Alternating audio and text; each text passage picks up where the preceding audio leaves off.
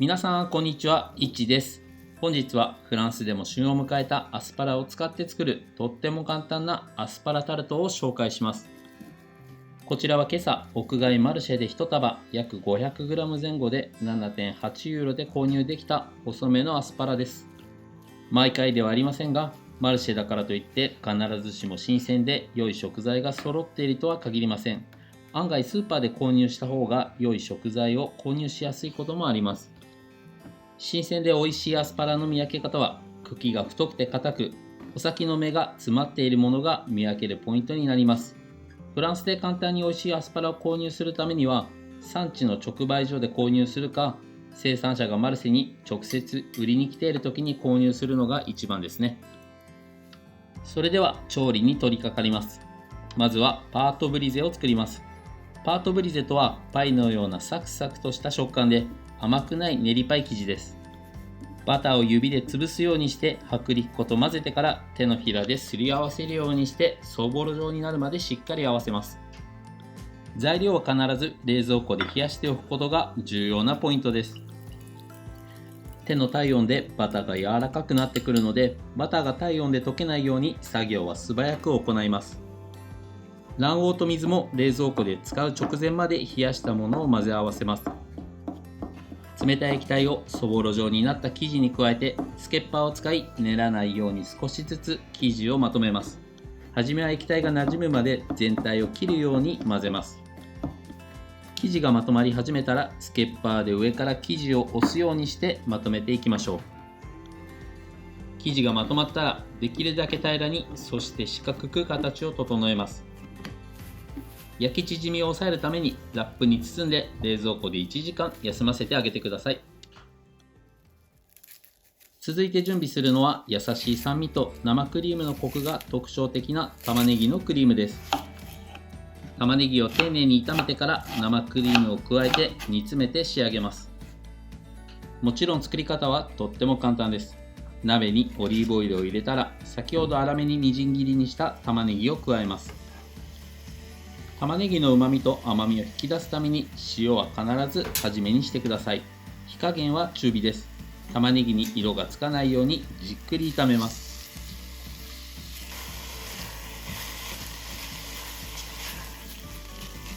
5分ほど炒めて玉ねぎがしんなり透き通ってきたら白ワインを加えます。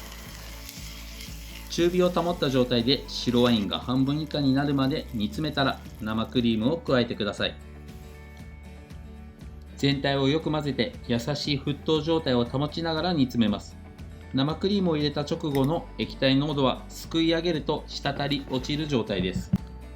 煮詰めた生クリームが玉ねぎに絡みつくくらいの状態になったら火から下ろすタイミングです。ソースができたら室温で冷ましておきましょう。続いてアスパラの下処理です。今回のレシピですが、実際家庭で作る際にはアスパラの硬い茎の部分だけ取り除いて長さを揃えるだけでも十分です。せっかくなのでアスパラの綺麗な色のコントラストが入る下処理方法を紹介しようと思います。硬い茎の部分を切り落とし、長さを揃えたら少し食感の硬い袴を取り除きました。そしたら下から約4センチ部分の場所に包丁で印をつけます。印をつけた部分に包丁でアスパラを回転させながら切り込みを入れます。皮むき器でもできますが、包丁でも簡単に下から切り込みに向かって包丁を入れれば皮を簡単に剥くことができます。この工程は見た目が美しくなるだけの作業なので、時間のある方はぜひ挑戦してみてください。結構楽しいですよ。こんな感じでアスパラの下処理は完了です。今回のレシピではアスパラの長さを約18センチに揃えました。それでは1時間冷蔵庫で休ませたパートブリゼを伸ばします。生地が作業台と綿棒にくっつかないように強力粉で打ち粉をしながら少しずつ伸ばします。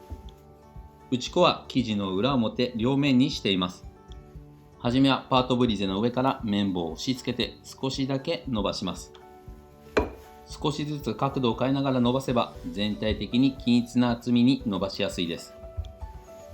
最終的に厚みが約 2mm くらいの厚さになるまでできるだけ正方形になるように伸ばしています。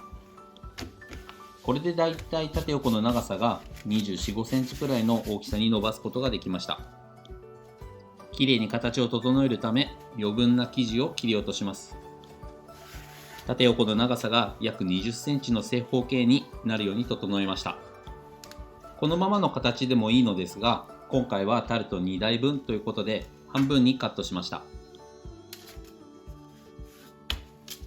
パートブリーゼはオーブンで焼く際に生地が膨らむので、生地の中の空気の逃げ道を作るためにフォークを使って生地全体に穴を開けます。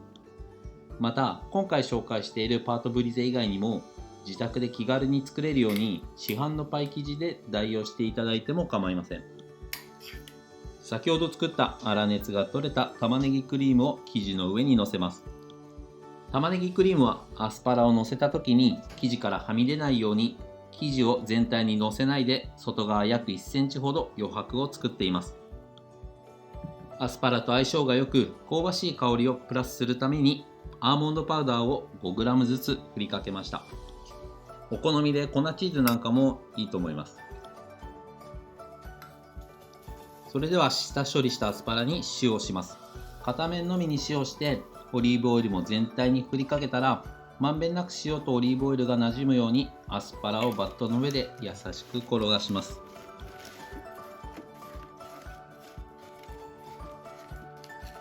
黒胡椒はパートブリーゼをオーブンで焼く直前に振りかけました。まずはアスパラをのせないで玉ねぎクリームをのせたパートブリーゼのみを170度のオーブンで15分間焼きます。より手間も少なく手軽に仕上げるならば、初めからアスパラも一緒にのせて170度で30分間オーブンで焼き上げることもできます。今回は仕上がりのアスパラの緑色が残ってきれいに焼き上がるように、アスパラは後のせにして2回に分けて焼いています。今回は1つのタルトに5本のアスパラをのせました。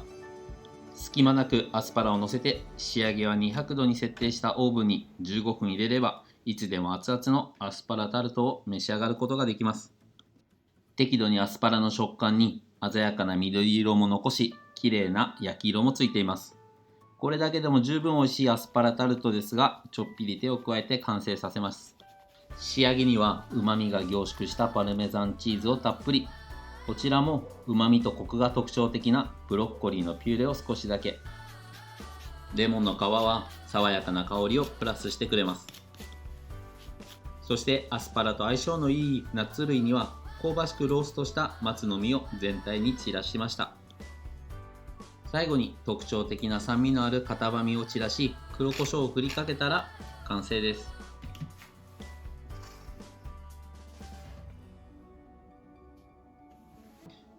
熱々でも冷めてからでもとっても美味しいアスパラタルトは、旬を迎えた美味しいアスパラを味わい尽くせる春の一皿です。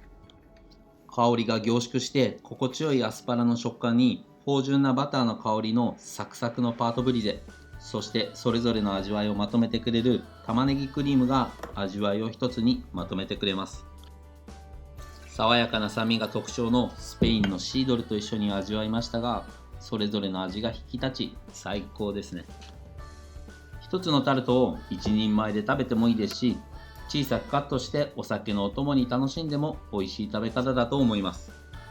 春を味わうのにぴったりなレシピなので、ぜひご家庭で挑戦してみてください。それではまた次回の動画でお会いしましょう。さようなら。